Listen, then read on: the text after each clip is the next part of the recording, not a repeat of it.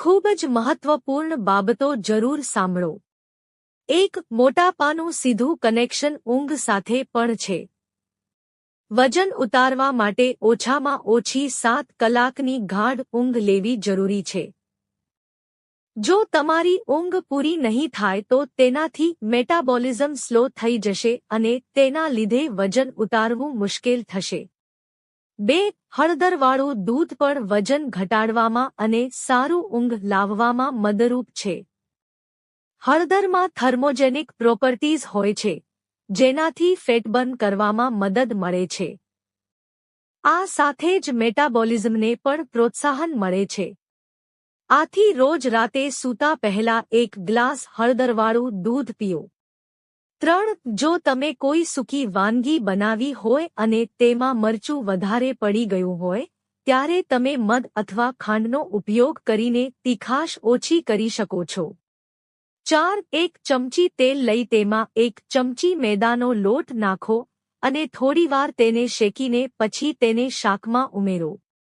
આનાથી મરચાની તીખાશ ઓછી થઈ જશે. 5. તરબૂચ આંતરડાને અનેક રોગોથી બચાવી શકે છે. તેમાં વિટામિન સી અને બી કોમ્પ્લેક્સ જોવા મળે છે, જે આંતરડામાં સારા બેક્ટેરિયાના વનસ્પતિને જાળવી રાખે છે. આનાથી ઘણા ફાયદા થાય છે. 6. ઓછી ઊંઘ લેવાથી રોગપ્રતિકારક શક્તિને નબળી બને છે, જેનાથી ઇન્ફેક્શન લાગવાનું અને બીમારી થવાનું જોખમ વધે છે. 7. અપૂરતી ઊંઘના લીધે સ્વભાવ ચીડિયો બને છે, જે મૂડ સ્વિંગ, તણાવમાં વધારો કરે છે. જો તમને પણ આવા લક્ષણો દેખાતા હોય તો તમારે પૂરતી ઊંઘ લેવાની જરૂર છે. 8. જો તમે ઊંઘવામાં પૂરતો સમય વિતાવ્યો હોય છતાં દિવસ દરમિયાન થાક લાગતો હોય, એનો અર્થ છે કે તમારી ઊંઘ પૂરી નથી થઈ.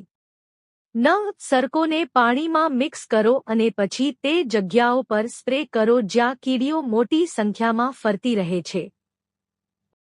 10. મોપિંગ કરતી વખતે પાણીમાં થોડું મીઠું નાખવામાં આવે તો તે કીડીઓને ભગાડવામાં ઘણી મદદ કરી શકે છે.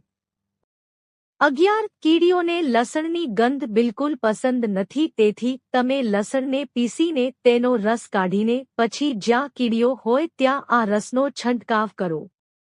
12. પગની નસ ચઢવાથી રોકવા માટે પગની નીચે તકિયા રાખીને સૂવો. 13. આમલીના પાણીમાં પોટેશિયમ અને ફ્લેવોનોઇડ હોય છે, તેનું સેવન કરવાથી શરીરમાંથી ખરાબ કોલેસ્ટ્રોલ ઘટાડે છે. 14. રોજ આમલીનું પાણી પીવાથી શરીરમાં એકત્ર થયેલા ટોક્સિન્સ દૂર કરે છે, મળ પસાર થવામાં પણ સરળતા રહે છે, જેનાથી કબજિયાત અને અપચો દૂર થાય છે. જો તમને આ વિડિયો ગમ્યો હોય તો લાઇક કરો, મિત્રો સાથે શેર કરો અને ચેનલને સબસ્ક્રાઇબ કરો. ધન્યવાદ.